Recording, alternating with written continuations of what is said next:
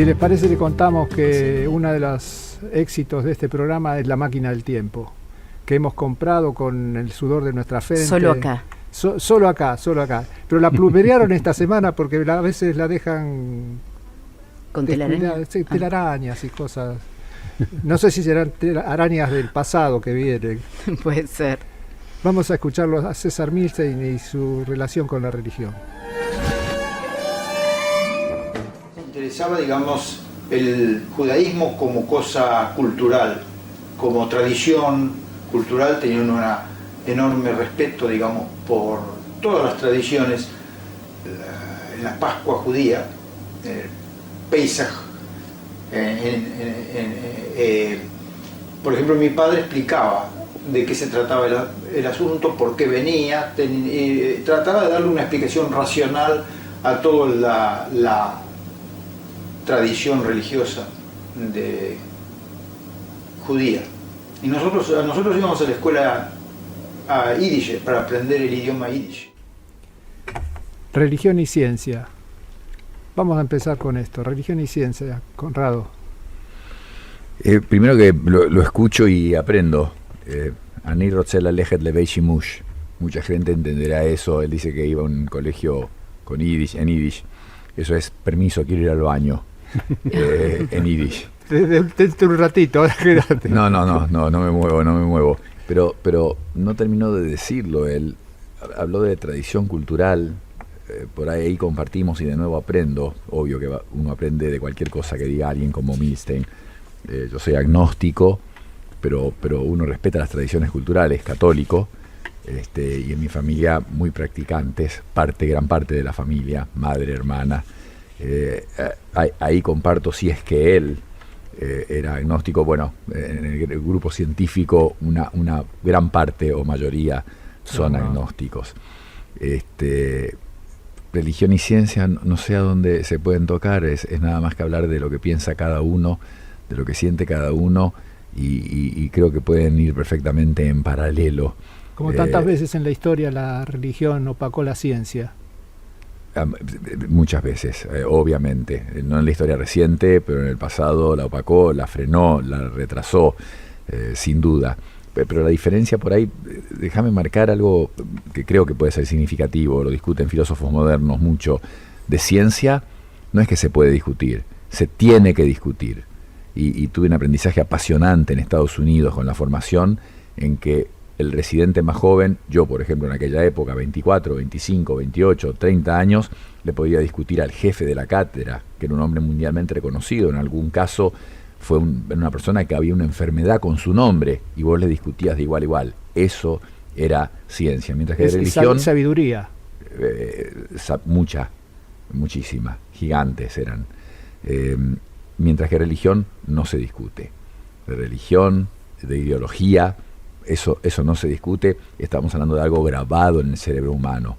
Cosas que nunca dos personas, de hecho, hoy siglo XXI, cuántas guerras, cuántos problemas graves hay, cuántas grietas ahora en Estados Unidos, donde uno no la habría imaginado, hay por esos temas. Así que voy a hacer esa diferencia entre ciencia y religión, un tema del que no se debe discutir, no se puede discutir, y el otro en el que la discusión es permanente y eso permite el avance, la ciencia.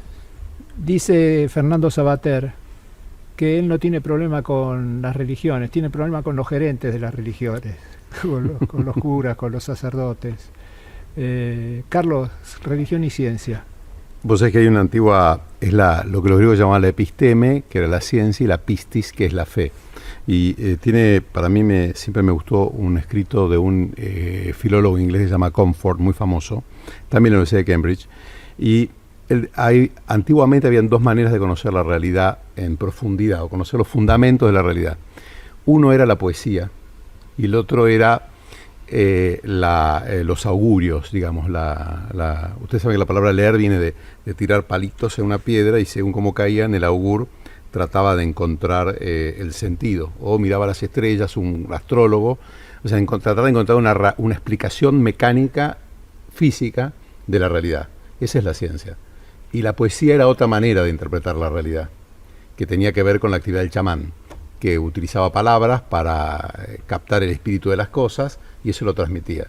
para mí religión y ciencia tienen que ver con esa doble forma de aproximarse a la realidad. La ciencia va por la explicación física o causal, y la religión es una especie de aproximación poética, creativa y espiritual, digamos, a la realidad. La explicación con el debate, la ciencia.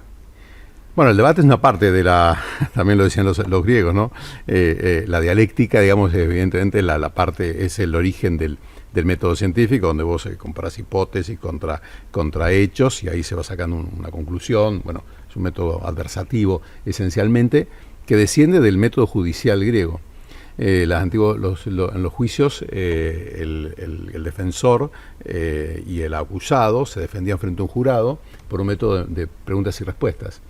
Y eso es el origen más probable del método científico, que por supuesto después sufre un montón de transformaciones, ¿no? Pero durante toda la antigüedad siempre hubo ciencia. Le reitero, acá estamos hablando de los augures y los chamanes, como originarios del pueblo poesía y del método causal científico. Imagínense si esto no tendrá años. ¿Qué es la ciencia hoy en el mundo y qué es la ciencia particularmente en la Argentina, en cuanto al interés que tiene la sociedad por desarrollarla o que se desarrolle? Y en el mundo, bueno, no se puede, ¿no?, de generalizar. Hay que dividirlo porque es muy diferente según el lugar. La ciencia originalmente es una vocación, el que tiene la vocación de científico. Y es una vocación que lleva a una profesión que no termina nunca, muy interesante literalmente. En las reuniones de fin de semana de cualquier profesión, cualquier persona, aunque no la tenga, ¿de qué se habla? ¿Qué despierta curiosidad? La ciencia, y especialmente en este momento la neurociencia. Pero después viene la parte más concreta, vamos a cómo es el desarrollo de la ciencia, porque es lo que nos permite vivir más, lo que nos permite curar enfermedades, lo que permite muchísimas otras cosas en las diferentes disciplinas. Más y mejor. Más y mejor, y con menos costo preferentemente. Pero hay muchísimas disciplinas de ciencia. Yo me limito a la medicina, a la ciencia médica. Y hoy es un momento único en la historia. Claro, cualquiera podría haberlo dicho, ¿no? En 1970, en 1900. En 1900, si yo fuera húngaro y me llamara Semmelweis, diría, este es el momento de la ciencia, hay que lavarse las manos. Los médicos venían de hacer una autopsia y se metían a hacer un parto y las mujeres se morían, obviamente, y los bebés también. Hasta 1900, más de la mitad de los bebés se morían. Pero no, creo que uno puede decir claramente antibióticos, Fleming, etcétera. No, este es el momento.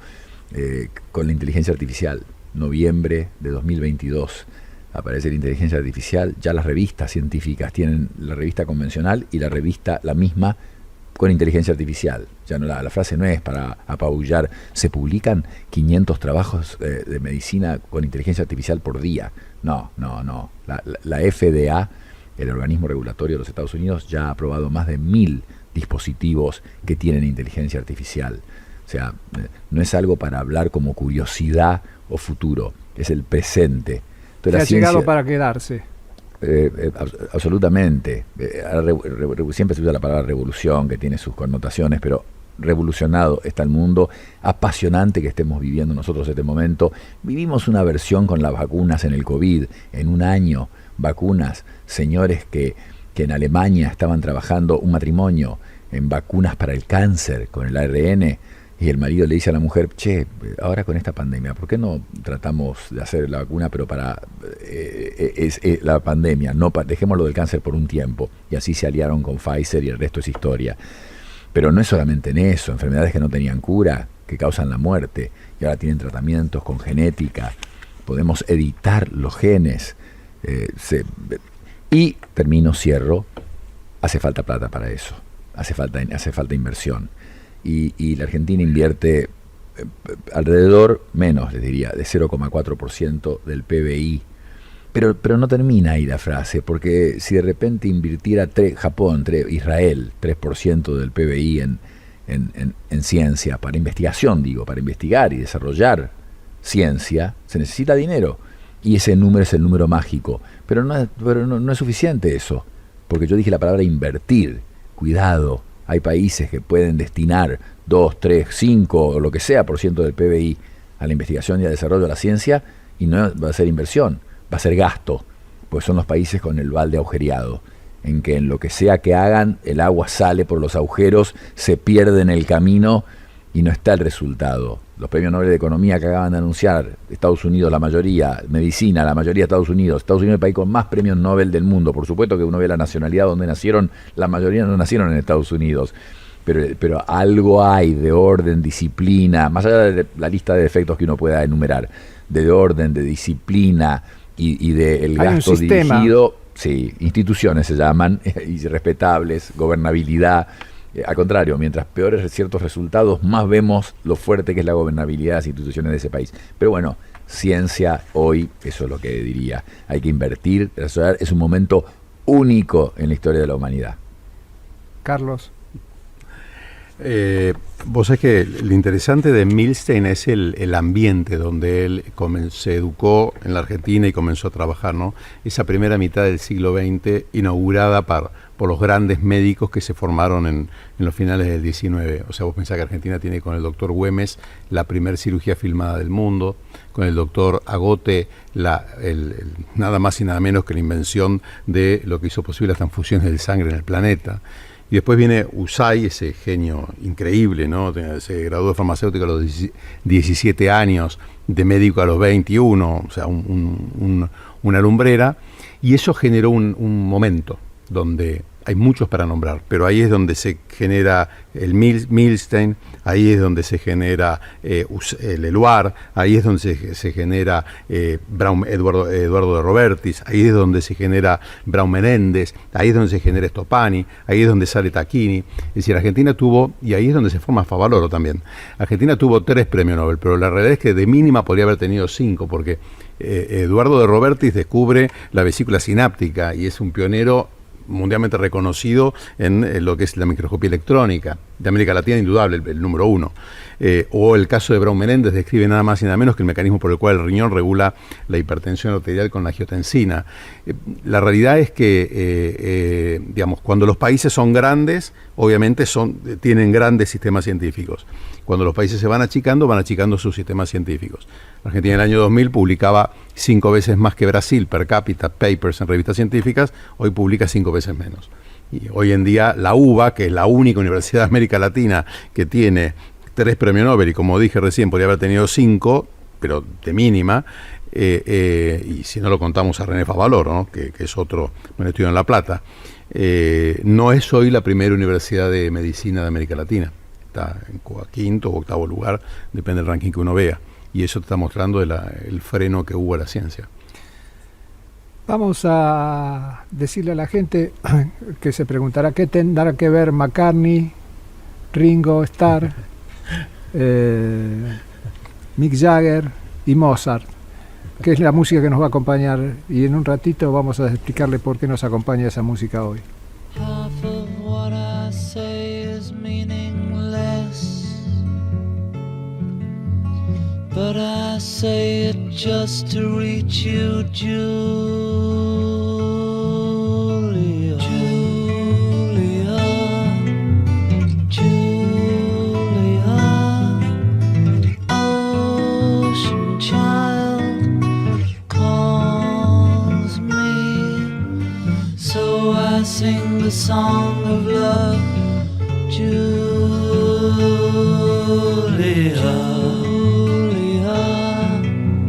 Seashell eyes, windy smile calls me, so I sing the song of love, Julia.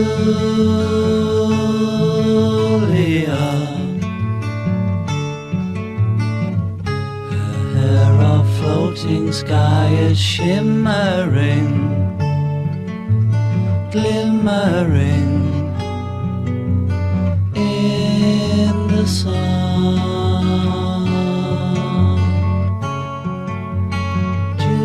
Julia, Julia, morning moon, touch me,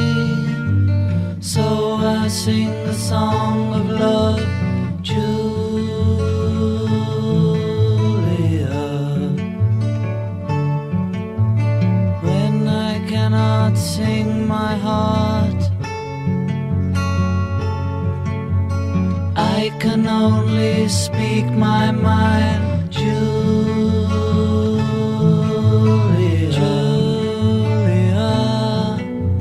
sleeping sand, silent cloud, touch me, so I sing a song of love, Julia.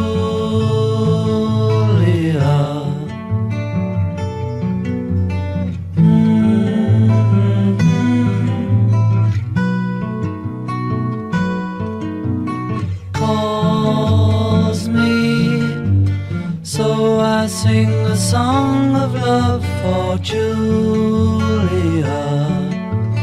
Julia, Julia.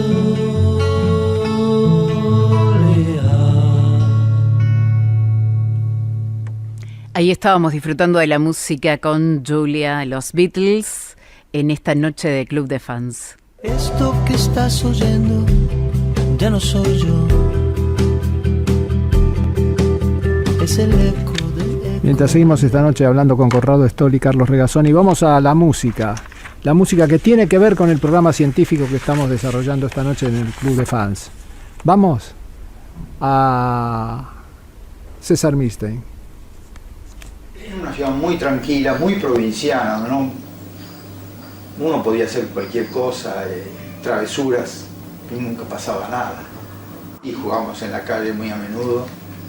Tenía un amigo muy cercano, que era un vecino, que Mario Gabrieli se llamaba, con el cual todavía sigo siendo amigo, que fue secretario de redacción del diario en una provincia más tarde. Y el amor a los libros era muy grande en la familia. Ellos les desesperaba mucho que yo no leía lo suficiente. Pero mi madre supo buscar los libros que a mí me interesaban. Los libros de Julio Verne me enloquecían. Las películas de cowboys no me las perdía. No, eso eran en series. Una semana y terminaba en algo y la otra semana. Nosotros siempre nos daba bronca porque decíamos, pero si la semana pasada se había caído del tren y después cuando empieza de vuelta resulta que no se había caído, ¿no? Buck Jones, ese era el cowboy que a mí me gustaba. Nunca aprendí a bailar, tenía complejos también porque no sabía bailar, tenía problemas con chicas porque no sabía bailar, esas cosas. Los problemas de la adolescencia y la niñez de Milstein. ¿Qué significa Milstein hoy? ¿Es un ícono de la ciencia o está olvidado? Primero me ponía a pensar cuando decías del 60 que estaba en Cambridge, estaba al lado de los Beatles, ya que estaba al lado. Música de cortina, pensar que estaba a literalmente muy pocos kilómetros. ¿Qué pasaría por la cabeza de un científico de esa talla teniendo a los Beatles que tenían repercusión mundial, realmente exponencial? Si de revoluciones hablamos. Realmente no. ¿Qué habrá pensado de ellos? Me da una cierta curiosidad. Y decías, cuando anunciabas la música, Mozart y John Lennon, dos genios que murieron muy jóvenes, por razones muy distintas, pero que murieron muy, muy jóvenes. Con respecto a Milstein ahora, ¿sabes qué me preocupa? Me pregunto, y era inevitable esto, iba a hablar Carlos y eso me iba a inspirar, y tiene que ver con tu pregunta de qué significa Milstein. ¿Sabrá la gente joven, sabrán los médicos? Pues los veo en lo que tienen que saber de medicina. No estoy seguro cuán fuerte sea la formación. Cuando hablamos de la medicina que tienen que saber, y cuando cuento historias me siento un señor mayor, en que les estoy contando historias y que parece el señor mayor que solo cuenta historias, pero les cuento historias de los grandes médicos. Carlos nombró muchos. De Robertis, como dijo él, no sacó el premio Nobel, o sea, tendría que haber tenido el premio Nobel, la transmisión de las neuronas, cómo se transmiten.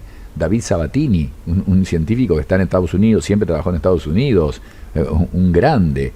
Así como está Favaloro, que hace ese primer bypass, todo el mundo sabe cuánta gente ha salvado su vida por el bypass de Favaloro.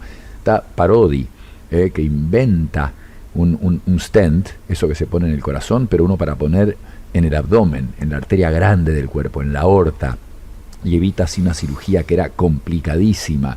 Entonces, y premio Nobel es más, en la UBA, no estoy seguro, Carlos, pero Saavedra Lamas Pérez Esquivel, no sé si no estudiaron en la UBA, Saavedra Lamas creo que seguro, era abogado. Fue rector de la UBA. Y además, así que son 5 premios Nobel. La verdad, una cosa increíble. Y la pregunta es entonces, ¿los jóvenes lo saben? Tienen que saber. Carlos estudió filosofía. Algunos de hobby leemos algún libro cada tanto sin entender demasiado. Pero mi padre estudió ingeniería aeronáutica en la Universidad de Nueva York y tenía una materia de filosofía. Porque la filosofía de la Universidad de Nueva York en ese momento era que una persona tiene que estar preparada globalmente, tiene que tener cultura general, conocimiento general. Es infinito, no se puede todo, pero una cosa más extensa que el plano del choque del aire, el avión en el ala para la sustentación. No, bueno, les enseñaban más que eso, el Colegio Nacional de Buenos Aires.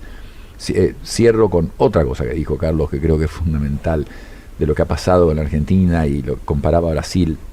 Yo leí una carta en un diario reconocido de la mañana en que alguien que estuvo en CONICET decía, porque en la Argentina se han creado en otro gobierno, en un gobierno de hace unos años, no el de Macri, que decía se habían creado no sé cuántos institutos médicos y se habían repatriado no sé cuántos científicos, y yo mandé otra carta a La Nación diciendo, perdóname, se habrán repatriado científicos, habrán construido muchos centros de investigación, pero las patentes y las publicaciones empeoran. Entonces, de nuevo lo que hablábamos antes, no es una inversión, es un gasto, porque si vos no aumentás tus publicaciones y no aumentás el número de patentes, trayendo más científicos, yo quiero evaluar todos esos científicos que llenando formularios pueden poner investigador asociado al CONICET. ¿Qué sentido tiene, no? Ninguno, es negativo, es esto absolutamente negativo. Entonces quería hacer ese comentario que él hace muy acertadamente de las publicaciones. Qué triste, con la gente tan brillante que ha habido ya desde 1947 con ese premio Nobel, con USAID, el premio Nobel de USAID, y actualmente sin las oportunidades, porque de nuevo sin recursos, sin un contexto. O sea, cierro. Muy jovencito, yo no era nadie, 28, 30, 32 años en Estados Unidos, participé de publicaciones buenas. ¿Yo las hice? ¿Era mi idea? ¿Yo escribí el trabajo solo? No, era parte de un equipo enorme que empujaba para adelante y se enorgullecían que el otro crezca. Me fui a Japón a presentar un trabajo. Algunos de mis compañeros o mi jefe dijeron, no, voy yo a Japón. No, la idea fue... Nadie. Si va uno, van todos. Crecemos todos. Cuando crece el de abajo de uno, uno está creciendo. El de abajo no le está haciendo sombra. Y yo creo que Milstein y esa gente tan grande digo de tamaño simbólico, gigantes, entienden perfectamente eso. Mientras el alumno, el discípulo, más crecen ellos. Visión totalmente opuesta a la de no dejo que nadie se me acerque, no sea cosa que me hagan sombra. Hay que ser generoso en la vida. Sí, obvio. No, el punto es que el premio Nobel que se le da a Milstein no es cualquier premio Nobel. El descubrimiento de César Milstein, que es encontrar la manera de fabricar un anticuerpo orientado específicamente contra un alelo, es decir, un anticuerpo que se pega a una molécula específica y poder fabricarlos a gran escala, eso es un premio Nobel fundacional. El descubrimiento de él es un antes y un después. Milstein está a la altura de Heisenberg o de Bohr en la física, es decir, es un monstruo. El descubrimiento de él no es algo menor, es un antes y un después en toda la estructura de la ciencia biológica del mundo. Todos los años se dan premios Nobel, no todos son de esta trascendencia. Incluso los otros premios Nobel de medicina que se dieron en Argentina no tienen el carácter fundacional que tiene el de Milstein. El de Milstein es un antes y un después. Él inventa una técnica por la cual cambió la biología. Es decir, es inexplicable toda la farmacología moderna, toda la biología moderna sin el principio de fabricar anticuerpos monoclonales, es decir, anticuerpos que están de diseño fabricados para un alelo específico. Y además no solo esto, sino que Milstein, el descubrimiento de él, a mi entender, y esto tómelo como de quien viene, ¿no? O sea, yo no soy ningún experto en inmunología y en Argentina hay muchos muy buenos, capaz que son mejores ellos para hablar de esto, pero yo lo veo que mi impresión es que es conceptual, es decir, él, algo que es como cuando se descubre la manera de hacer que la red neuronal hable. Eso es fundacional, porque antes había habido 70 años de personas que habían estado queriendo a ver cómo hacemos que la máquina hablara.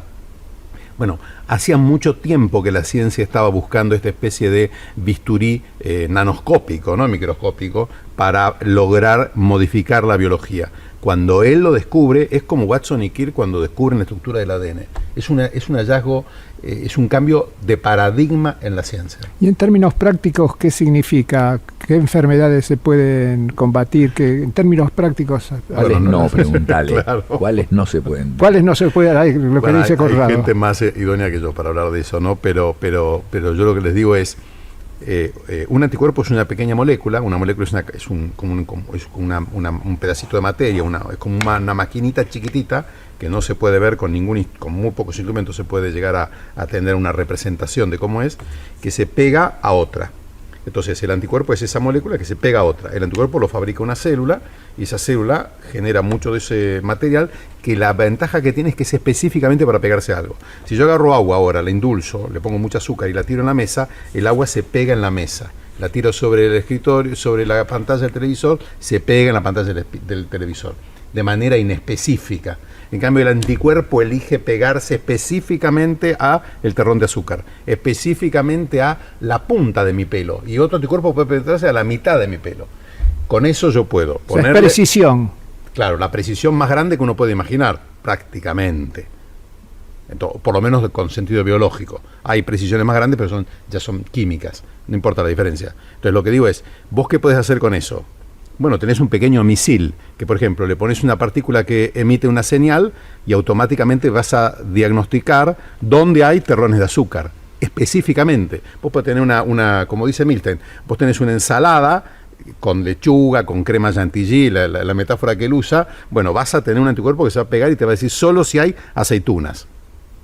Así de específico. Le podés poner una partícula radioactiva que emite un compuesto que daña a la célula. Entonces vas a tener un tratamiento radioisotópico hiperespecífico.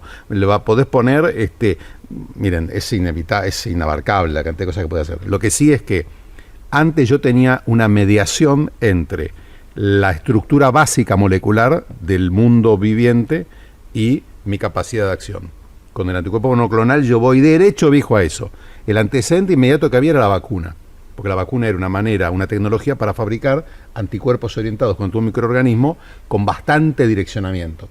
No con tanto direccionamiento, por eso la vacuna podía generar efectos adversos, porque el propio anticuerpo que genera la vacuna se podía pegar a otra parte del tejido. Acá no, va derecho, viejo, al punto donde uno quiere. Y eso abrió un nuevo capítulo en el mundo, en el pensamiento científico. Conrado. Vuelvo a unirme a lo que dice Carlos. La respuesta simplista es: de las 5 drogas más vendidas en el planeta, 3/4 son anticuerpos monoclonales, creados gracias a lo que hizo Milstein. Yendo un poquito más al detalle, elegí la especialidad que quieras. Se acaba de publicar algo revolucionario, que la gente que tiene enfisema y que tiene asma sepan que se acaba de probar que un anticuerpo monoclonal cambia la historia de esa enfermedad. Ya se van a enterar, sus médicos les van a decir, se va a vender a gran escala, pero se acaba de probar un anticuerpo monoclonal que cambia la historia del asma y del enfisema. ¿Querés hablar de neurología? Muchas enfermedades neurológicas tratadas con anticuerpos monoclonales. Hematología, reumatología, dermatología y, por supuesto, oncología. Y puedo seguir. Y lo otro interesante que dice Carlos, hace poco el premio Nobel fue en la orientación visoespacial con ratas. Vieron cómo el ser humano se orienta, cómo nos orientamos. Te parece simple, pero es muy sofisticado el proceso de orientación. O sea, premio Nobel. Hace un poco el doctor Yamanaka, que creó los Yamanaka, factores de Yamanaka, que tienen que ver con la longevidad. Es importante, porque puede hacer que una persona viva 400 años si uno pudiera influenciarlos de la manera correcta. Pero son descubrimientos. Carlos da en la tecla cuando dice James Watson y Francis Crick.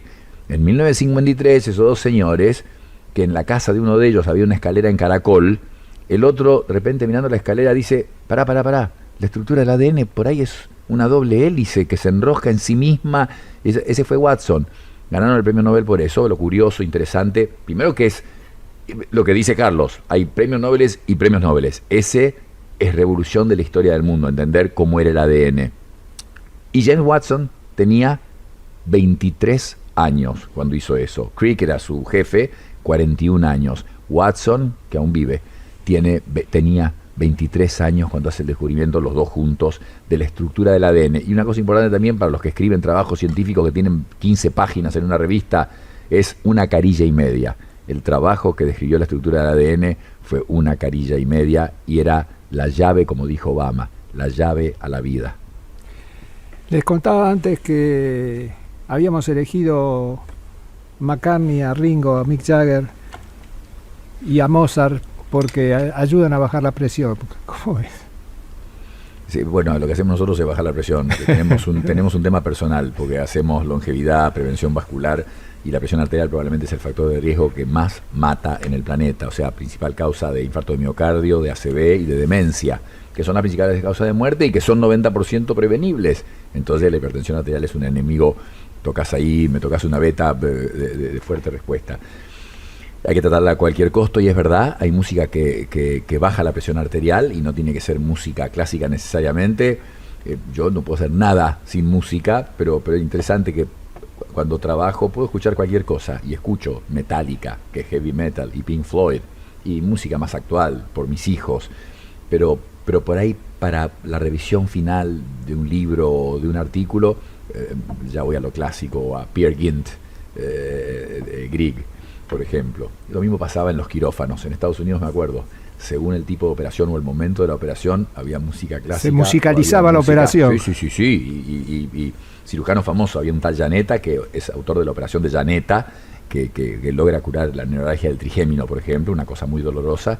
Y me acuerdo Llaneta, para mí era un héroe, ¿no? Yo tenía 20 y pico de años y estaba con un héroe, con nombre, con una cirugía con su nombre, operando al lado, y él tarareaba mientras hacía la cirugía y resolvía el problema de gente que viajaba de todo el mundo para operarse ahí en la Universidad de Pittsburgh, donde estaba él.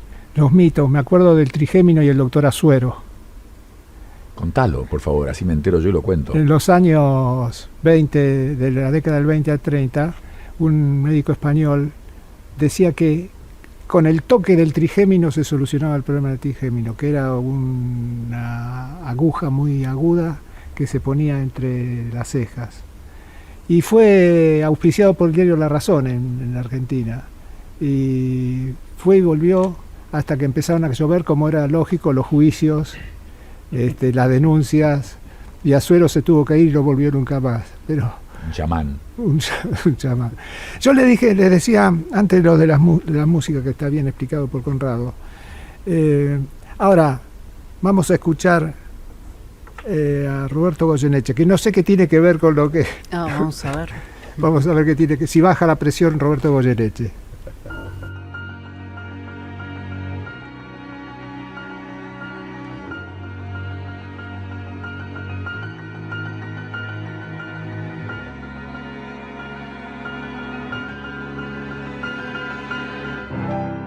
No debí pensar jamás en lograr tu corazón, y sin embargo te busqué hasta que un día te encontré, y con mis besos te aturdí, sin importarme que eras buena. Tu ilusión fue de cristal, se rompió cuando partí, pues que nunca más volví. Qué amarga fue tu pena, no te olvides de mí, de tu grisel. Me dijiste al besar el Cristo aquel, y hoy que vivo enloquecido porque no te olvidé, ni te acuerdas de mí, Grisel, Grisel. Me faltó después tu voz y el calor de tu mirar, y como un loco te busqué, pero ya nunca te encontré, y en otros besos me aturdí.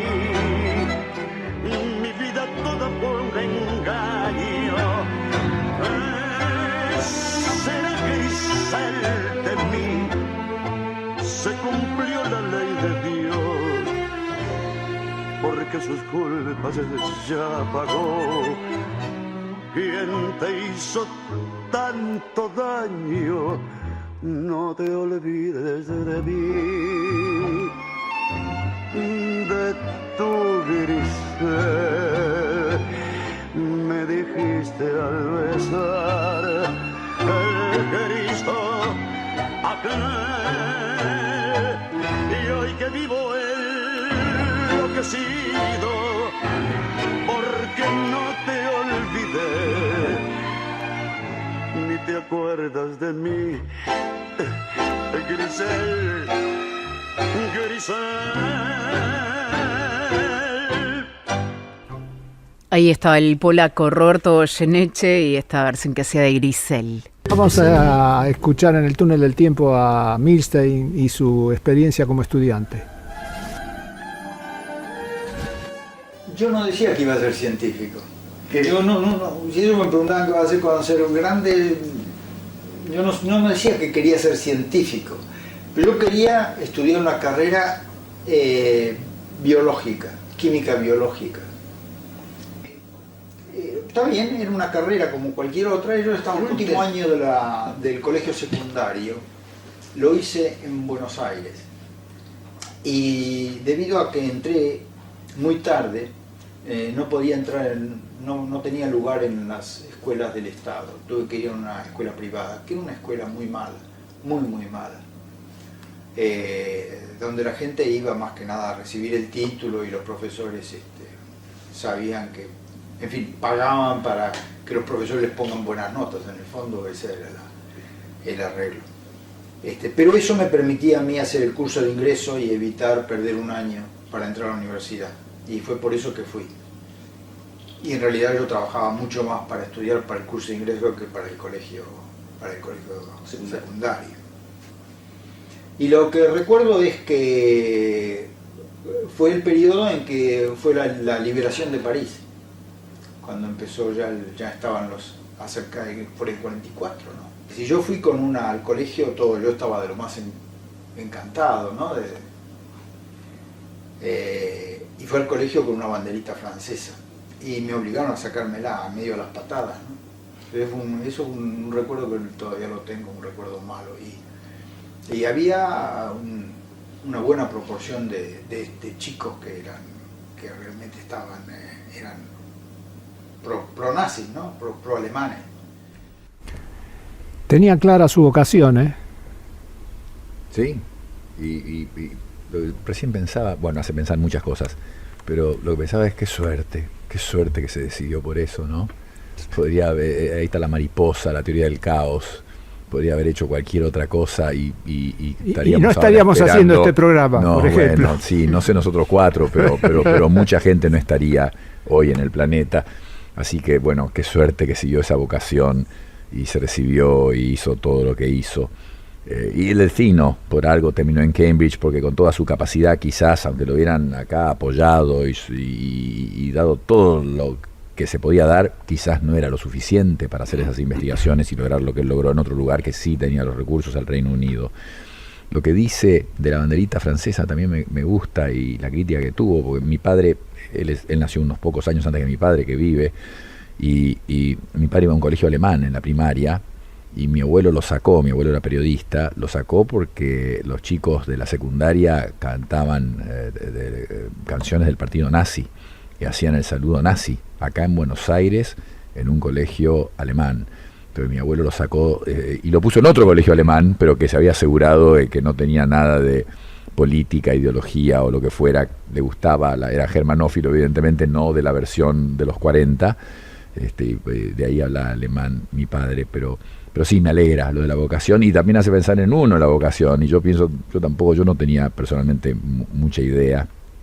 Mi madre era mendocina, yo iba a Mendoza en los veranos y en algún momento quise ser enólogo. Y después lo que digo es, me tomé un colectivo y me bajé en Junín y Paraguay, que está la Facultad de Medicina. Si me bajaba una parada después, me distraía, me bajaba en Córdoba y Junín habría sido economista. No sé, no. A los 17 años empecé la facultad y la verdad no estoy seguro me gustaba la biología. En el colegio había hecho experimentos con sapos y iba a la facultad de medicina, que me asustaba un poco. En la época que yo fui a la facultad había un tocadisco en la entrada con la marcha peronista y no había una pared, todo estaba tapizado con carteles y asustaba un poco entrar a la facultad de medicina para un chico de 15, 16 años. Pero me gustaba la biología, pero un poco casual. No sé si él quiso transmitir eso también, pero es difícil de decir vocación cuando la gente tiene que definirse a los 17 años, 18 años para lo que va a ser el resto de su vida. Fueron enhebrándose situaciones. Así pasa siempre, ¿no? El queso gruyero, como lo queramos llamar, la mariposa. ¿Tu vocación Igual, fue de entrada o a lo largo de los años? De mi vocación frente a Milstein, la verdad que hay un abismo. No, yo no sabía que iba a estudiar, quería estudiar física. Lo que pasa es que como era malo en matemáticas, bastante malo en matemáticas, me dediqué a la medicina. Y después porque a mí siempre me gustó la política y la medicina es un momento extraordinario para involucrarse en lo que es el drama humano, y a mí siempre me apasionó entender el momento del sufrimiento y demás. Pero mucho había por la vocación política. De hecho, Rudolf Virchow, que es uno de los padres de la medicina moderna, él decía que la política era medicina a gran escala, ¿no? Después de haber visto una epidemia de cólera en creo que era la Alsacia, y él se dio cuenta que los problemas del cólera tienen que ver con cuestiones políticas. Pero, digamos, para no desviarme de lo que dice Milstein, me parece que es interesante, él hace una reflexión acerca de la educación, y los premios Nobel argentinos, tanto Carlos Abela Lamas, que es uno de los padres del derecho laboral mundial, premio Nobel de la Paz, justamente por ser unos decanes de la diplomacia argentina y rector de la Universidad de Buenos Aires, el caso de Usay, el caso de Milstein, el caso de Leluar, los casos que hablamos de Bruno Menéndez y otros tantos, o de Robertis, etcétera, y el caso obviamente de Pérez Esquivel, del cual yo la verdad que tengo muy poca noción. Lo que te están hablando de un problema, es una invitación a la vocación estudiantil. Nuestro país tuvo indudablemente el proceso educativo más fulgurante de América Latina y a finales del siglo XIX uno de los más fulgurantes del mundo. O sea, Argentina llegó a tener una tasa de alfabetización superior a Francia. Esto lo hizo una vocación en la cual la generación del 37 que llamó, donde Sarmiento es el que tenemos como la referencia, pero hubo otros que creían en la educación. Hace poco estuve en San Luis y vi la Escuela Normal y el Colegio Nacional en San Luis, y son palacios. ¿Por qué? Porque en esa época la verdad que la educación estaba puesta en ese nivel. Hoy en día el 25% que más gana en la Argentina, el nivel educativo de ese cuartilo superior, es el segundo en nivel económico de América Latina, solamente venimos después de los chilenos, pero ese que son los segundos en América Latina en riqueza, somos octavos en ciencia, matemática y comprensión de textos. O sea que la catástrofe que ha sufrido el sistema educativo es una cosa que es como muy difícil de medir en un país, en un continente, además que está todo el continente por debajo del promedio mundial. Entonces me parece que si uno pudiese honrar la memoria de estas palabras de Milstein, como de todos los premios Nobel que hubo en la Argentina, como de otros grandes científicos, Favaloro habló de educación muchísimo, y otro gran médico argentino que es Alfredo Lanari también, recuerdo era su discurso de graduación cuando él le dieron la medalla de oro en medicina el año 1934, lo primero que hizo fue referirse al proceso educativo argentino. Si nosotros no revertimos la educación, seguirán habiendo personas brillantes, porque hay personas brillantes que vienen de Pakistán, personas brillantes que nacieron en Nigeria. O sea, el talento Dios lo da al azar, todo el mundo puede ser talentoso. Lo que pasa que, tomo una idea que dijo Conrado al principio del encuentro, vos lo que necesitas es un sistema que agarra al talentoso y lo permita llegar a donde llegó. Que desarrolle ese talento. Claro. Milstein tuvo una ventaja que eran las familias inmigrantes judías de principio de siglo, que era gente extremadamente culta. Venían de una Europa que había sido un privilegio. Basta leerlo a Isaac Babel para imaginarse cómo fue esa época. Tuvieron, o sea, unas músicas más exquisitas que hubo en el mundo, en la historia de la música. Entonces, esa cultura familiar obviamente Los tuvo que teatros ver. judíos que vinieron con esa inmigración. Pero fue un gran aporte a la cultura argentina. Y después los otros premios Nobel eran de familias aristocráticas, el caso de Leloir y el caso de Isabel Lamas, extremadamente cultas, o hijos de inmigrantes con una enorme capacidad de familias también que hicieron un culto un culto de la cultura o de la lectura. Hablamos varias veces ya de los libros, recién Conrado hablaba de eso. Nuestro país hoy en día, el argentino promedio lee menos de medio libro por año. Yo recuerdo un debate en Inglaterra porque había bajado la cantidad de libros por año que se leía en Inglaterra. Australia acaba de prohibir las redes sociales en los chicos. Lo mismo, China no está prohibido que los chicos usen redes sociales cuando están en el colegio, el celular. Pero no nos imaginamos el daño que nos estamos haciendo con el tema educativo. Milstein decía que la curiosidad es la fuente de la riqueza. Es la fuente de la riqueza. Hay que ser curioso. Esa era una de sus frases para citar. Yo colecciono citas, tengo ahí un archivo de 500 páginas. Citólogo. Soy citólogo profesional, absolutamente. La primera que tengo es: ante la duda, di la verdad. Pero esta de Milstein, por supuesto. Yo enfatizaría lo de la educación, lo que hablábamos recién. Sin eso no podemos hablar de nada más. Lo que está diciendo Carlos, en otras palabras, también es meritocracia, pero meritocracia tiene que tener un contexto que permita que se desarrolle. Tenemos que partir de una línea parecida a todos, tener la oportunidad. Si no, no hay meritocracia que vale. No puede la línea depender, de largada tiene que ser similar. y parecida. No puede perder el código postal la línea de largada. Palacios, decía Carlos, el Ministerio de Educación en la capital era un colegio. Un señor Rodríguez, que en el virreinato donó eso para un colegio, tuvo un problema en su huerta, una muerte hubo, etcétera. Bueno, para compensar, él hizo ese edificio. La hija finalmente, a la hija le pidieron, no, queremos hacer el Ministerio de Educación acá, y el colegio se trasladó a otro lado. Pero sí, eran literalmente palacios, pero puntajes de PISA, ERCE, la Argentina está muy mal. Hay que evaluar a los maestros, pero acá evaluar y puntar. Tenemos que entender, solo se controla lo que se mide y todo es medible. A los maestros, además de formación, hay que evaluarlos. Para mejorarlos. ¿Cómo? Para mejorarlos. Siempre, ese es el objetivo, mejorar y no tomar las cosas personalmente. Una vez que salgo de mi casa, todo lo que discuta, todo lo que me digan, bueno, malo, etcétera, es profesional, es a nivel profesional, no es personal. Acá no los tomamos personal. Y después yo voy a Boston mucho y veo a Sarmiento, que está en un lugar muy clave, una estatua enorme. Realmente, en 1850, 60, irte a Europa, a Estados Unidos, conocer a Thomas Mann en Massachusetts, él conoce ahí cerca de Boston, tener conversaciones, decidir, saber que la alfabetización, que la educación es la clave para tener un país poderoso.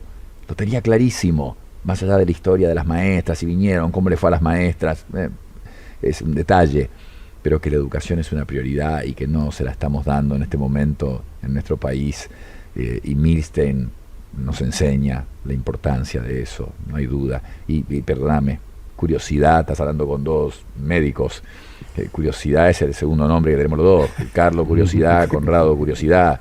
Eso es preguntarte por qué, y por qué, y por qué, y por qué, y ahí vienen lo lindo es crear problemas, no las soluciones y las respuestas, esas vienen después y se publican, pero lo que hay que generar es la pregunta. Mira, para tomarlo el tango que escuchamos recién de Goyeneche, hay un tango en la Argentina que se llama Las 40. En Las 40 tiene un verso que dice: no pensás ni equivocado, total si igual se vive, y además corres el riesgo de que te bauticen Gil, ¿no? Y bueno, no es el único tango que hace esta referencia. Ustedes recuerdan también Cambalache, también lo dice. Y recordemos que a Jorge Luis Borges, otro premio Nobel que no tuvimos, porque la historia no quiso. Porque si hay alguien que merecía el premio Nobel de literatura, se llama Jorge Luis Borges. O sea, es uno de los grandes maestros que tuvo la historia del lenguaje español, de castellano por lo menos, ¿no? Lo pusieron a cuidar gallinas y conejos. Claro, lo mandaron como inspector al mercado de abasto. Entonces, lamentablemente, un poco para retomar la idea inicial que me gustó de Conrado, de que vos necesitas el sistema, nosotros tenemos un sistema donde, ojo, advirtamos que existe ese riesgo de no pensás ni equivocado, total es igual se vive, ¿no? Y además corres el riesgo de que te bauticen Gil. Vos cuando vas a la Universidad de Harvard y ves los alumnos, van a ser los líderes, una buena parte de los líderes del mundo, son todos los tragas y botones que vos ves en el colegio argentino. O sea, es el chico de los anteojos que estudia, que es buen alumno, que no quiere meterse en líos. Y acá nosotros estamos, por el contrario, enalteciendo la figura del vivaracho, del que hace destrozos, del desmando. O sea, en la última fila de bancos, ¿no? Los países que crecen ponderan o benefician o privilegian al chico que estudia, que está al comprometido, al que respeta las normas, al que no quiere ser cómplice de una acción, no digo delictiva, pero de una acción mala en el colegio, ¿no? O sea que tenemos un trastorno grande cultural. Estos hombres que llegaron tan alto fueron titanes.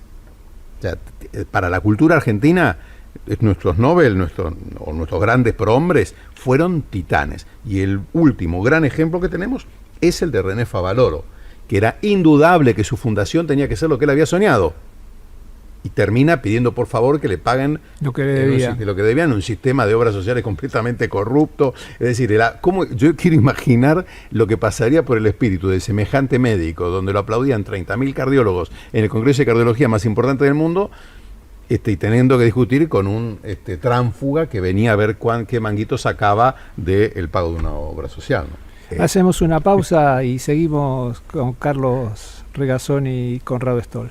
Avanza la noche del sábado en Club de Fans, bueno, invitados especiales y con un personaje muy particular en esta noche. Nuestro personaje es César Milstein, con nuestros fans invitados, Conrado Stoll y Carlos Regazzoni, bueno, compartiendo de la mejor manera este homenaje con la conducción de Eliseo Álvarez, bueno, en la producción todo el equipo, coordinando también el aire, Raquel Aparicio, Eduardo Grilli, Graciela Yanela y Laura Charkov, en la puesta en el aire, Claudio Acevedo, mi nombre Pato Pons, y lo mejor que todavía sigue con César Milstein y toda su vida. Sí, vamos a contar algunas cosas que vamos a traer sobre la mesa. Sí, la mitad de los niños que hoy están en la escuela vivirán más allá del año 2100. Las aulas son ventanas al siglo XXII. Allí el futuro nos lanza advertencias desde las miradas de sus protagonistas. Ellas nos obligan a pensar y actuar rápidamente hoy. Los datos crudos son que 7 de cada 10 niños viven en la pobreza, según un informe de UNICEF analizado recientemente por La Nación. 1 de cada 3 no come adecuadamente y 1 de cada 10 pasa hambre. Hoy su estatura progresa más lentamente que la de sus pares de Corea u Holanda. El 40% tiene sobrepeso y la mayoría refiere realizar poca actividad física en la escuela. La salud bucal entra en niveles de calamidad. Muchos necesitan lentes a los que no acceden, medicación para el asma, que solo recibe la mitad, o controles pediátricos, también en ineficientes cifras. Los chicos pasan menos horas en clase que en Chile o en Uruguay. 40% no alcanza el nivel básico de lectura o matemáticas, y 1 de cada 5 no terminará la primaria. Si hay una misión histórica para nuestro país, esa es la de rectificar urgentemente el estado de la infancia. ¿Cómo se hace para ser optimista?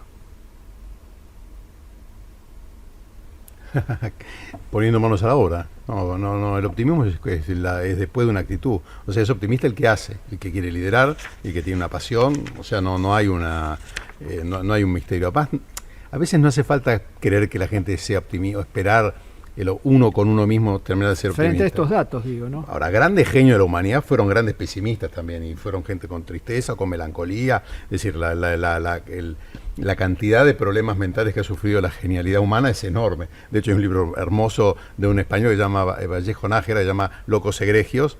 O sea, no hay que asustarse con la tristeza o con la desazón. Lo que no hay que hacer jamás es bajar los brazos, a pesar de la tristeza o la desazón. Estos datos son una tragedia.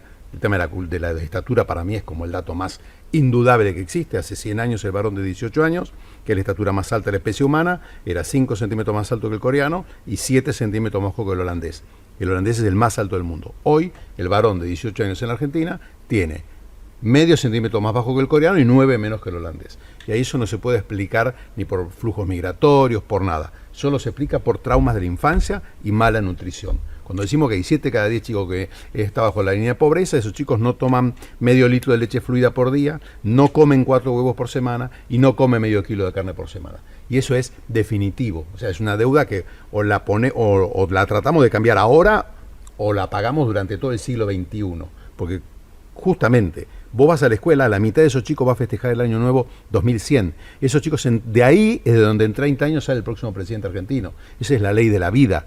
Entonces, no podemos esperar, hay que ya mismo intervenir. Y hay estrategias para intervenir. A mí una estrategia que siempre me gustó mucho es la de la escuela saludable, que es una estrategia de la Organización Mundial de la Salud, que tiene que ver con, de alguna manera, volver a lo que fue la escuela en la Argentina. Nosotros necesitamos inmediatamente, pero ya, por lo menos 300 escuelas con doble jornada, con los chicos con una nutrición adecuada proteica, con 50 gramos de proteína por día, donde los chicos tienen una educación de excelencia. Urgente. ¿Por qué? Porque hay una concentración geográfica del drama, que tiene que ver con el Gran Buenos Aires, el Gran Mendoza, el Gran Tucumán Rosario. Y el Gran Rosario.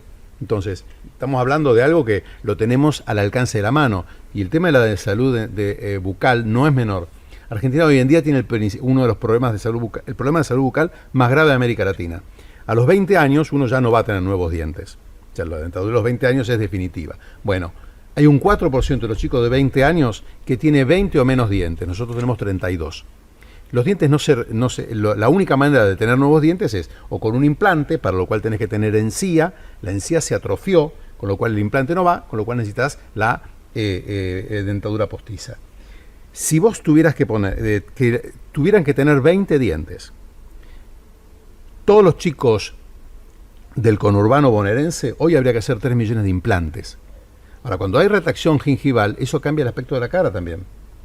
Entonces, ayer estuve en un barrio, en San José, les pregunto, ¿dentista? No existe. Y cuando les doy la muela, ¿qué hacen? No, bueno, medicamentos caseros o ir a la farmacia y que te den un antibiótico. ¿Cuándo se le va el dolor de muela? Cuando se le cae el diente. ¿Estamos de acuerdo? San José está a 16 kilómetros de la ciudad de Buenos Aires. Y no hay un dentista. Ayer me contaban, se murió una chica de 14 años de diabetes. Obviamente porque la chica la cuidaba su abuela de 90, porque su mamá tenía consumo problemático y su papá nadie sabía quién era. Entonces, ¿cómo hacía esa chica que vive en la indigencia para tener la nutrición propia de la diabetes? Ahora eso ocurre en un mundo donde la diabetes hoy en día tiene una expectativa de vida tratada, la diabetes tipo 1, que es esta, similar a la de la población general. En la Argentina se trasplanta 3 veces menos médula ósea que en los países desarrollados. Y eso no nos dice nada. Nos dice que la mortalidad por leucemia tiene que ser por lo menos 3 a 5 veces más alta que en los países desarrollados. La mortalidad en el primer mes de las enfermedades oncológicas infantiles en nuestro país es 3 veces más que en los países desarrollados. Eso es, yo ya a veces digo, me indigna un poco, porque digo, ¿cómo podemos terminar de explicar los médicos que vemos todos los días este problema, que hay que hacer algo? Y ese algo, yo no conozco ejemplo histórico de un país donde no lo haya hecho el Estado. Ayer Elon Musk retuiteó una cifra que para mí fue muy ilustrativa. Gasto administrativo en los sistemas de salud es un signo de ineficiencia. Si el gasto administrativo es muy alto, quiere decir que vos gastás mucha plata en la administración y tenés menos plata para los remedios. El más alto per cápita del mundo es Estados Unidos. Los más bajos son Finlandia, Dinamarca, Reino Unido. Justamente los países donde hay, Japón el que menos, los países donde hay sistemas públicos, nacionales, son los que tienen menor gasto administrativo en salud. Entonces, a veces de que no queremos un sistema nacional de salud, y lo único que estás haciendo con eso es ir derecho viejo a una maraña de gasto administrativo que no tiene nada que ver con la salud. Conrado, ¿y el optimismo? El optimista es un pesimista mal informado.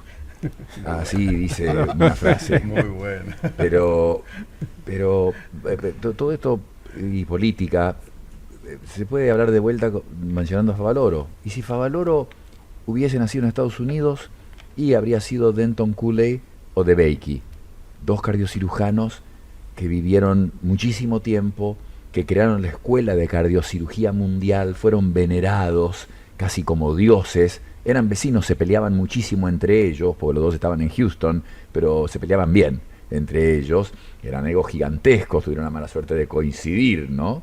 Messi y Maradona en el mismo momento, momento. Era así, pero ese habría sido Favaloro, o si hubiese nacido en Sudáfrica, Christian Barnard, y habría hecho el primer trasplante cardíaco y el primer bypass, y lo habría viajado por todo el mundo, qué triste el final. Y en la carta que dejó, que la gente la lea, está en internet, es muy corta, una carilla y pico, esa carta que escribió antes de darse un balazo, pegarse un balazo en el corazón. En la carta dice la palabra corrupción 8 veces, si no me equivoco y me confundo. Y hablábamos también hace un rato de los vivos, de la cultura del vivo nuestra, tan típica.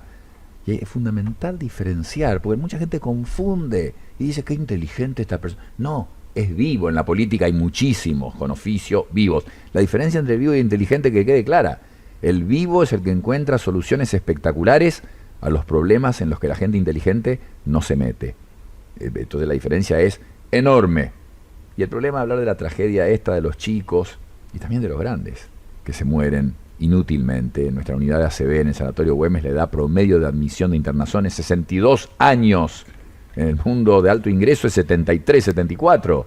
¿Cómo puede ser que el promedio de edad con una ACV sea 62? Nadie vio a esa persona nunca y le trataron jamás ni la diabetes, como dice Carlos, ni el colesterol, ni la hipertensión, ni nada. Pero decimos tanto esto, se habla tanto que se banaliza. Se naturaliza. 7 de cada chico son pobres. Carlos empezó así: hagamos algo, manos al lado, res non verba, hagamos algo, que alguien haga algo. Kennedy lo dijo, nos puede llevar 1 año, 10 años, 100 años, pero empecemos ya con lo que tenemos que hacer. Y Carlos habla de una diapositiva que yo presento en todas las charlas que son de prevención o de longevidad, que es la salud oral. Nadie lo menciona. La infección, hay una bacteria que es la que infecta la encía. Ahora hablo de gente un poco más grande. El chico perdió los dientes para los 20 años. Y después, a los 30, a los 40, esas encías se infectan con esta bacteria. Y esa infección en la boca produce, ¿qué? Aterosclerosis. O sea, tapa las arterias. Es una poderosa causa, importante causa de infarto de corazón y de infarto de cerebro, ACV, que son las 2 principales causas de muerte en el mundo. Entonces, ¿cómo terminamos? Hay que darle cepillo de dientes, pasta de dientes, que estás haciendo una enorme diferencia. En los hospitales públicos, en esas zonas, como dice él, a 10, 15, 20 kilómetros de donde estamos sentados ahora, tienen que vender fruta, verdura, legumbre más barato, para que la puedan comprar. Se hace en otros países, para que accedan a comida y no compren cosas que se llama comida, pero que no son comida, o sea, los procesados. Hay que tomarle la presión. Vos aumentás la expectativa de vida, disminuir la mortalidad en 2 años, si haces las 3, 4 cosas básicas que hay que hacer. Pero, caramba, yo estoy pidiendo que a la gente adulta le tomen la presión y se hagan haya lechuga o legumbres a la venta cuando los chicos no reciben algo, comida fundamental, chicos recién nacidos, los chicos creciendo y la altura se detiene. El coeficiente intelectual promedio es bajo, en el mundo es 98. No es un buen indicador, no es indicador de inteligencia, pero bueno, es un número que se usa, coeficiente intelectual, que es más o menos capacidad de una persona. En el mundo es 98. En China y en Corea del Sur, 103. Qué casualidad. Son el que tienen el más alto del planeta en promedio. En África, 60. Tendríamos que pararnos todos ya y hacer algo. No puede ser. Por las infecciones, por la falta de alimentación. Y el nuestro es menor que ese promedio mundial de 98. Por todas estas cosas, una infancia en que desde el estímulo se están produciendo cientos de miles de sinapsis. En los primeros 4 años, siempre habla del primer año sí, todo es fundamental, pero en los primeros 4 años, cientos de miles de sinapsis por segundo en el cerebro, que se termina de formar a los 25 años. Entonces, ¿vos qué querés hacer en esos primeros 4 años? Está calculado cuántas palabras escucha un chico en los primeros 4 años de su vida, define, predice. Así como si tomamos un hombre de 60 años y le medimos la fuerza en el muslo, en la pierna y en la mano, eso te predice mortalidad a los 60 años. En un chico, la cantidad de palabras que ha escuchado, entonces, ¿en qué familia se crió? Porque va a escuchar muchas más palabras en una familia con educación, en un cierto ambiente, que en otro. Y sabemos que ese número de palabras que escuchó predice el futuro intelectual de ese chico. En el semáforo, el chico ese tiene su destino sellado, alia jacta est, no tiene oportunidad. Entonces, o hacemos algo o estamos sacando cualquier oportunidad. Vamos al túnel del tiempo que está Milstein esperándonos. Empecé a andar con Celia y ya estaba andando, no me acuerdo muy bien cómo fueron las cosas. Y yo le dije, mira, yo me quiero ir a Europa. Y ella me dijo, bueno, yo voy también porque yo tengo un poco de dinero, porque la madre había muerto, había heredado un poco y tenía un poco de dinero de la madre. Dijo, yo también puedo pagarme el viaje, nos vamos juntos. Entonces, eso a esa altura yo ya me había declarado, le había dicho, mi declaración fue así.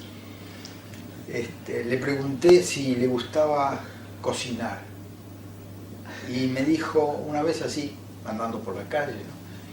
Le pregunté si le gustaba cocinar. Me dijo, no, yo odio cocinar, a mí cocinar no me gusta para nada. Le dije, ¿y lavar los platos? Me dijo, no, lavar los platos no me molesta, yo los lavo siempre, no, eso no me molesta para nada. Entonces yo le dije, mira, vamos a hacer una cosa. Yo cocino, vos lavas los platos y nos casamos. Y un arreglo que quedó para toda la vida. Yo creo que una de las más grandes satisfacciones de mi madre fue cuando yo terminé la tesis, que ella me ayudó a escribir a máquina por otra parte, y trabajaba como para poder escribir a máquina esa tesis. Y cuando terminé la tesis se la dediqué a ellos, y estaba muy emocionada, muy emocionada. Desgraciadamente mi madre no llegó a ver realmente los primeros grandes éxitos, digamos, de mi carrera. Ella veía que yo estaba acá ya en Inglaterra, llegó a enterarse de que estaba invitado a conferencias internacionales, pero desgraciadamente murió antes de que me vinieran los primeros grandes premios, ¿no? Los primeros reconocimientos internacionales. Cuando por primera vez di una charla científica, que fue en un congreso en Uruguay, se vinieron a Uruguay a verme, a escucharme los dos, mi padre y mi madre, estaban muy orgullosos. ¿Y qué les parece? La cobertura y la contención de la familia, ¿no? También es muy importante. Sí, a mí me llama la atención siempre la cantidad de grandes hombres que siempre han hablado de la cuestión de la contención de la familia como uno de los temas así centrales. Ahora, la verdad que la anécdota de la mamá de Milstein escribiéndole a máquina, yo creo que ella era maestra. Era maestra. Creí leer que era maestra. Escribiéndole a máquina la tesis doctoral, nada más y nada menos que de César Milstein, debe haber sido algo extraordinario, ¿no? La verdad que además me hizo acordar mucho a cómo era hasta hace poco el tema de las tesis. En la Facultad de Medicina de Buenos Aires había un cuartucho en un piso, abajo de una escalera, donde vos entrabas, parecía la cueva de los locos Adams, y ahí había un hombre que hacía como 40 años, que hacía las diapositivas y los pósters para todos los profesores de la facultad. Los había conocido a todos, y yo recién estaba ya empezando a investigar, no, pues no soy ningún investigador, pero estaba empezando con el tema de mi tesis, y lo fui a ver para que me hiciera los slides.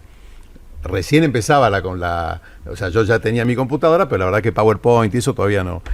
Y fue un viaje inmediato a una época de gloria, donde con adversidades políticas, con adversidades sociales, pues la verdad que la historia argentina nunca fue de oro. O sea, los que hablan de un pasado dorado para la historia argentina no conocen la historia argentina, que dice, la generación del 80 vivió en un caos enorme. O sea, hay que ver la carta de Roca, tenía 33 cuando contaba, él disfrutaba del campo de batalla, así que imagínate, no hay que idolatrar a nadie. Y recién lo veía la historia, ahora que pasó esto de Corea del Sur, el loco el presidente que quiso hacer un autogolpe, ¿no? Y entonces de golpe me puse a leer la historia de cómo fue la sucesión de presidentes de Corea, porque tengo un gran amigo en Corea. Ha sido una catástrofe la historia institucional de Corea del Sur. Y sin embargo es uno de los países más exitosos en términos económicos, sociales, educativos. Tienen siempre peleando con China el primero o segundo nivel mundial de educación. Uno va por la avenida principal de Seúl y la estatua del gran rey inspirador de Corea, el rey Sejong, está sobre un museo que es el Museo del Alfabeto. Ya, en Corea hay un culto al libro. Así que me parece que nuevamente este testimonio extraordinario que nos pones de Milstein, lo que está diciendo es, por un lado, uno más que insiste en la importancia de la familia y de la compañera para llevar adelante grandes cosas, pero por otro lado te está mostrando un tipo que, a pesar de cualquier adversidad, dio para adelante y llegó. Conrado, la contención. Primero que me impresiona y reconozco en él la humildad de los grandes. De vuelta, mi experiencia fue en Estados Unidos y estuve con gente muy destacada y reconocida y eran todos humildes. Todos humildes. No escuché jamás a nadie jactarse, como dije antes, ni peleas, ni discusiones, ni egos. Puede haberlos, ya sabemos que siempre hay excepciones en la curva de Gauss, pero estoy hablando del promedio.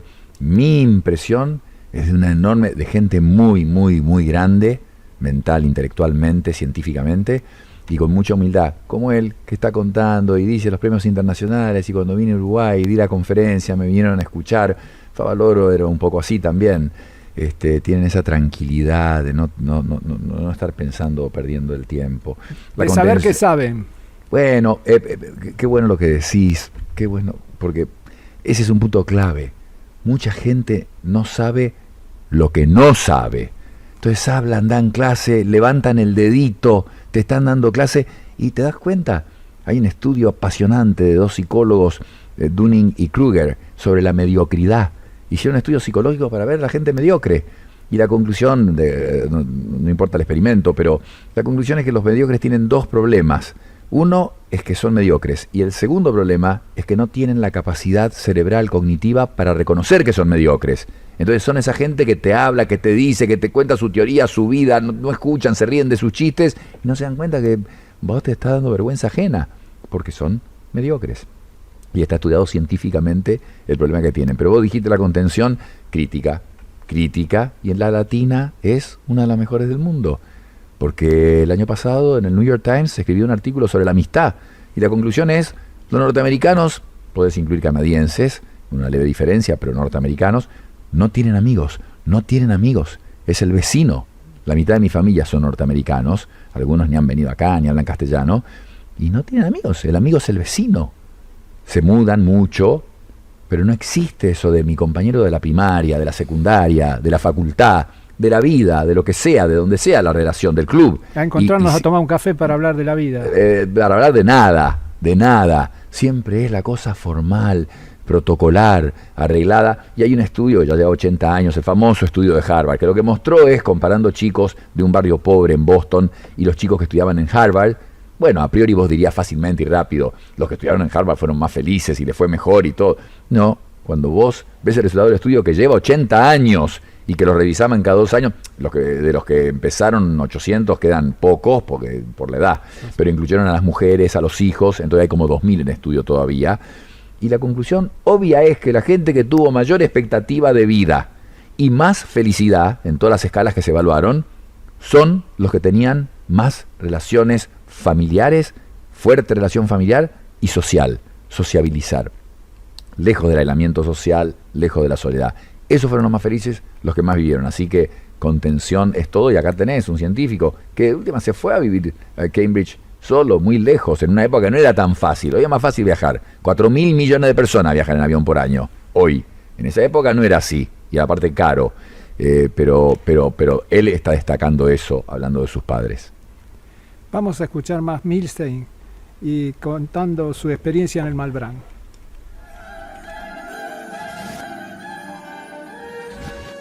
Vuelvo a un laboratorio, a un instituto del cual yo ya era empleado, digamos, el Malbrán, el Instituto de Microbiología, y donde había habido un influjo de dinero bastante importante. Había habido mucha gente joven que había sido tomada. Así que cuando llegué a un ambiente realmente de entusiasmo. Uno piensa, en 2 años no se hace nada. No es cierto. Nosotros hicimos en 2 años, instalamos el laboratorio, conseguimos gente para trabajar local, un premio Nobel, Lippmann, vino a visitar quería visitar la Argentina, vino a ver y se puso en contacto conmigo porque nosotros habíamos publicado un artículo en un tema que ellos estaban trabajando y nosotros les ganamos. Para cuando este hombre llegó ya la cosa había cambiado, fue el periodo de Guido. La cuestión es que él estaba en un hotel de la tierra de nadie, los azules estaban de un lado y los colorados del otro, y él miraba desde la pieza del hotel lo que estaba pasando. Digamos, el 90% de la culpa la tiene el golpe, la tiene el ministro, el que era ministro de Salud Pública, que con toda alevosía destruyó el instituto. Hay una renuncia masiva de los científicos, más que eso no se les puede pedir. ¿Qué pueden hacer? ¿Qué más pueden hacer? No pueden ir con ametralladoras a tirar abajo el gobierno, ¿no? Así que en cierta medida uno podría decir que la presión de los científicos fue demasiada, fue exagerada. Hubo grupos que dijeron que no había que renunciar. Yo creo que ahí fundamentalmente es el oscurantismo. El oscurantismo se hace cargo del país. Los intelectuales se tienen que ir, mejor que se vayan, si son todos comunistas y judíos. Un día vino el ministro de Salud Pública, Padilla se llamaba, vino a entrevistarnos a nosotros, a los rebeldes, que estábamos así escribiendo cartas en contra de él porque él había echado al director. Y nos dijo, pero ustedes son chicos muy buenos, científicamente de mucho nivel, en este país no tienen futuro, ¿por qué no se van? No me fui porque me harté. El motivo por el cual yo renuncié fue el día que llegó una nota despidiendo a 4 empleados, 4 científicos que trabajaban bajo mi dirección. Así que yo dije que o bien renuncian, o bien ¿cómo se llama? Los reinstalan, o yo renuncio. Yo estaba muy bien visto por el Consejo de Investigaciones. El Consejo de Investigación a mí me trató de defender. Yo apenas lo conocía al Elbar. Y lo fue a ver al ministro.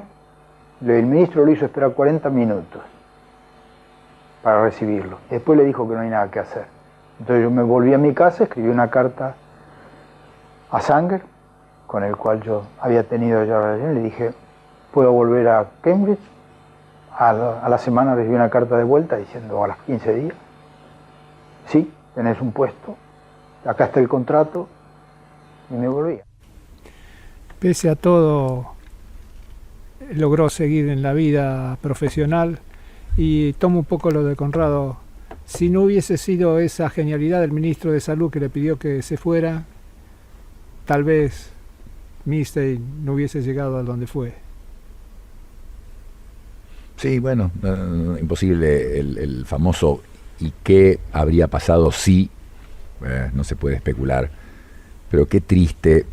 Acá hay un clarísimo y directo, y sé que Milstein no está sesgado en lo que está diciendo, componente político, directo, absoluto, pero demos un pasito más, o vengamos a la actualidad, que hay también cosas culturales. Tenemos dificultad los argentinos en colaborar. Somos individualistas, existe un poco la cultura de la envidia, todo entendible, somos humanos, hay que saber neurociencia. En un lugar que es tan hostil, que es tan difícil hacer cualquier cosa, lo primero que uno piensa en el de al lado que está compitiendo, que le complica la vida, cuando realmente lo que tenés que pensar es, a ver cómo trabajamos juntos. Seguro que juntos no hay nadie de nosotros solos que va a ser mejor que nosotros 2, 3, 4, 5 juntos. Ninguno. Entonces, pero hoy, más allá de la política, que no acompaña tanto siempre, pero creo que también hay una cosa cultural que podríamos mejorar en colaborar, en trabajar juntos, que cuando uno ve dónde estaba Milstein, donde hizo lo que hizo, y en otros países que progresan, es eso. Uno ve los trabajos científicos publicados, 10 autores, 8, 15, 30 autores. Esta vez te toca a vos, a mí, liderar el trabajo, me refiero, por ejemplo. Lograríamos mucho más con la capacidad que hay en este país, lograríamos mucho más con ese, iba a decir pequeño, pero es un enorme cambio cultural. No, bueno, es interesantísima la reflexión de Milstein, y bueno, lo que dice Conrado, yo coincido en todo, ¿no? Justo Frondizi es para mí un personaje muy interesante. Su hermano era rector de la Universidad de Buenos Aires, Ricieri Frondizi, ¿no? Y escribió un libro que es una de las de lecturas que a mí me ha interesado tanto, ¿no? Sobre el futuro del país, muy abocado a la misión de la universidad. La realidad es que no es el único problema el de los militares con la ciencia, ¿no? O sea, alguien los mandó a lavar los platos a los científicos. Entonces, hay a veces cuando se habla de la especialidad, un tema ese de Adam Smith, ¿no? De la especialización de las naciones para ser más competitivas. Eso es una teoría que para mí es de las peores teorías que existen en el planeta, ¿no? Lo más destructivo que hay, porque, digamos, no existe ningún país que se pueda desarrollar sin desarrollo científico. Ya no hay, porque el desarrollo es científico. Lo que dijo Conrado al principio de la inteligencia artificial. Va a ser muy difícil no ser un mero usuario si vos no empezás a desarrollarte en conocimientos elementales de matemática, de estadística, que son el gran motor de las técnicas de inteligencia artificial. Bueno, nuestro país hoy en día tiene uno de los peores niveles, es octavo en la región, en América Latina es octavo, en términos de matemáticas. Entonces, el desprecio por lo científico desde la política es algo habitual. Existe una forma activa, que es cuando lo que contó recién Milstein, o sea, cuando directamente un chiflado agarra ahí en uso de su poder, lo quiere echar de la universidad, o lo hacen esperar 40 minutos. Un ignoto, porque ¿quién fue el ministro de Salud de la época de los militares? Yo prefiero ni acordarme el nombre. Y entonces ahí fue activo, ¿no? Lo hizo esperar 40 minutos. Favaloro lo dijo, lo hicieron esperar 1 hora y media en un cuchitril del PAMI. Bueno, ¿y ahora qué nos dice una senadora jujeña que tiene a 16 familiares empleados en el Congreso? O el crápula que acaba de salir a la luz con la secretaria. $200.000 y demás. Claro, un diputado de la provincia de Buenos Aires, cuando uno toma el costo total operativo de la legislatura de la provincia de Buenos Aires y lo dividís por el número de diputados, eso es el costo de cada diputado, porque la única razón de ser de la legislatura es que haya un diputado adentro. El sueldo anual, o sea, lo que cuesta eso anual, es equivalente al sueldo de todos los directores de todos los hospitales públicos de la provincia de Buenos Aires. La realidad es que después de enojarse con los científicos frente a este atropello, me parece que hay que hacer cara dura. Además que la política no va a poder inventar de 0 a 100 la ciencia argentina, va a decir, ¿existe o no existe la ciencia? Porque la ciencia argentina es mucho más antigua que la política argentina, de hecho ha sobrevivido a la política argentina. Hablamos recién, se nombraron a varios de esos grandes personajes, y no hablamos de muchos otros, de Magnita Savio, de Perito Moreno, es decir, de Mosconi, de general José María Sarobe. Es decir, Argentina tiene esa impronta. Ahora, nosotros la estamos oprimiendo y desfinanciando y haciendo una especie de guerra de atrición a los científicos argentinos. Veamos lo que está pasando con Brasil. Brasil hace exactamente lo opuesto.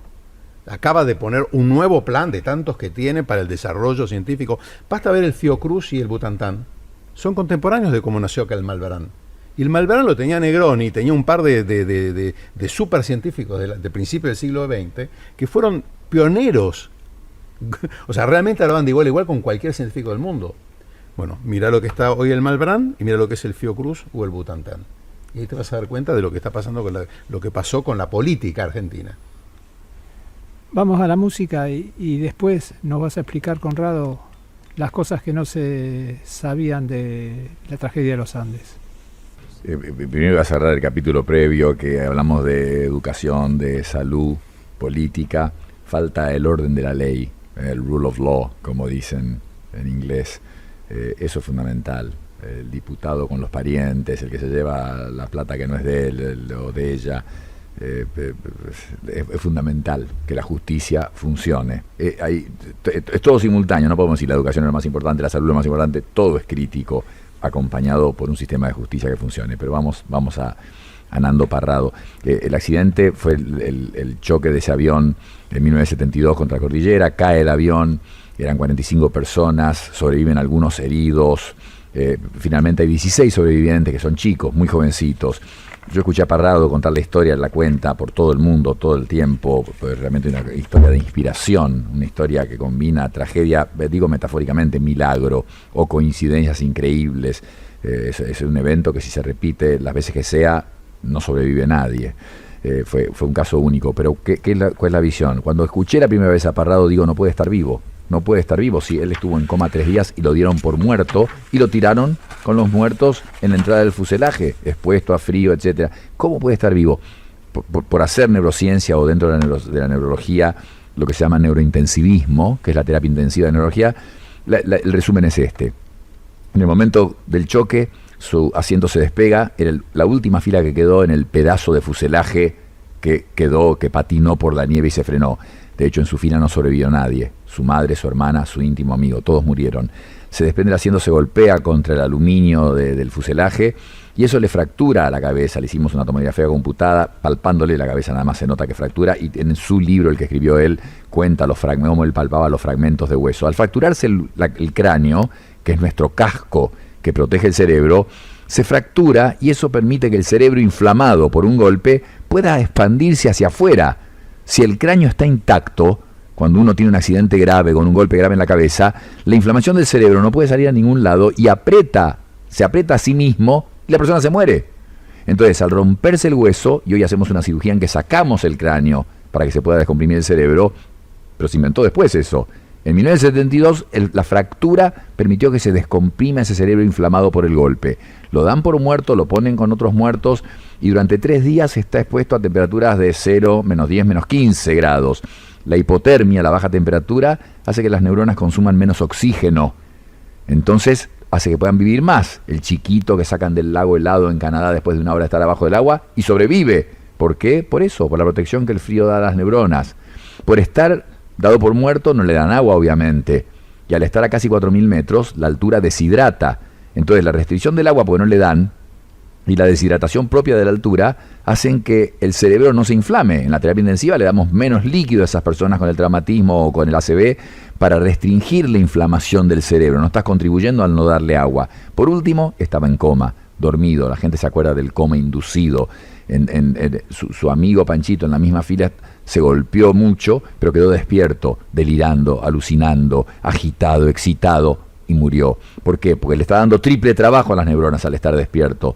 Nando estaba en un sueño que protegía a sus neuronas junto con la hipotermia, junto con la fractura que se había abierto, junto con la falta de agua. Falta de agua que si hubiera estado en coma más de 3 días, se moría.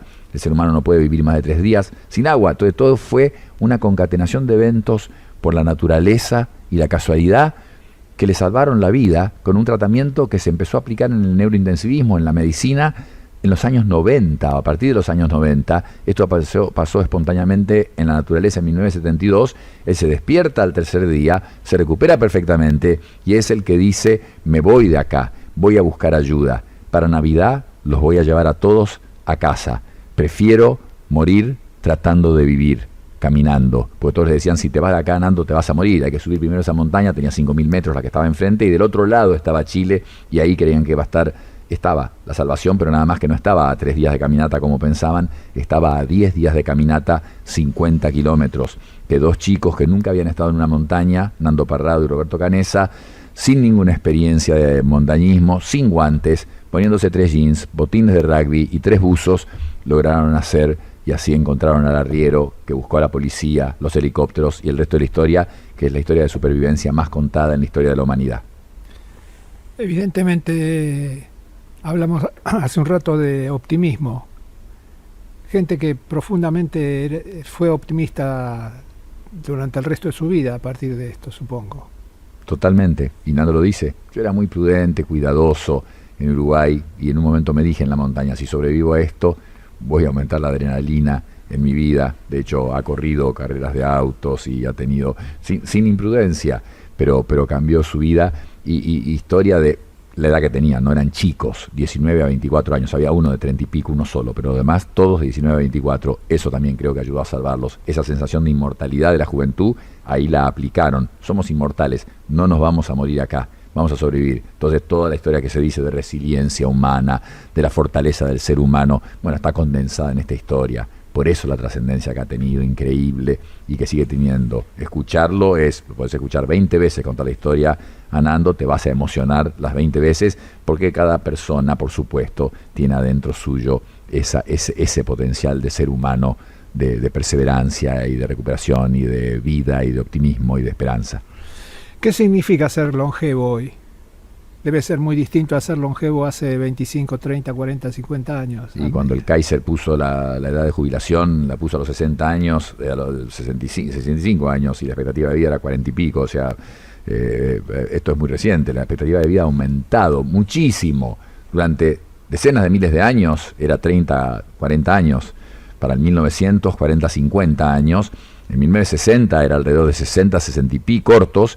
Hoy, en los países de altos ingresos, en Europa, las zonas famosas azules, en Okinawa, en Japón en general, 85 años la expectativa de vida. En nuestro país, 77. En Estados Unidos, 77. El país que más gasta en salud en el mundo, ridículo, 17% del PBI, tienen una expectativa de vida igual a la nuestra. Algo están haciendo muy mal. Son los mejores investigadores, la mejor formación médica está en Estados Unidos, la mayor investigación científica está en Estados Unidos, pero el sistema de salud evidentemente es muy malo. Longevidad es vivir mucho tiempo, y es posible 100 años sin duda. Generación Z y Millennial los van a cumplir, pero vivir con calidad de vida. No puedo tardar 3 minutos en cruzar la calle, no necesito que me ayuden 2 personas para subir un escalón. Tengo que poder tener buena calidad de vida, que es calidad física, cognitiva, y vivir muchos años. Eso es longevidad. Yo tengo miedo cuando voy en el subte que me den el asiento. Estoy esperando. Calidad de vida. Hacer lo que uno le gusta todo el tiempo que se disponga. Se nos está llamando Milstein del otro lado de la antena del bueno. tiempo. Vamos a escucharlo. Se despide. Se despide él también. Para mí eso era la culminación, digamos, de mis sueños, en cierta medida, de cierto tipo de sueños, ¿no? Uno, el reconocimiento, no solamente uno lo busca de sus pares científicos, sino también de su familia, de que uno no ha perdido el tiempo, de, yo qué sé, es una manera de... Y yo los tenía ahí, para mí yo estaba contento, no pensaba en nada, era simplemente recibir placer. Claro que la Argentina tiene una chance, tiene una gran chance, por supuesto. Mire, uno de los elementos fundamentales, quizá el más fundamental, de la forma en que se presenta, yo diría, el desarrollo económico del siglo que viene, es profundamente tecnológico. Y la tecnología, en el fondo, lo más importante en la tecnología, es el talento individual. Los grandes desarrollos, los grandes avances, están basados en talentos individuales. Decir que la Argentina no tiene futuro es decir que la Argentina no tiene talento. Y la verdad es que eso es falso. En la Argentina hay muchos talentos, mucho talento. Mucha gente que se va afuera y que le va muy bien y que demuestra que hay talento latente. Entonces lo que le falta a la Argentina es continuidad. Continuidad cuando sale una persona como Usay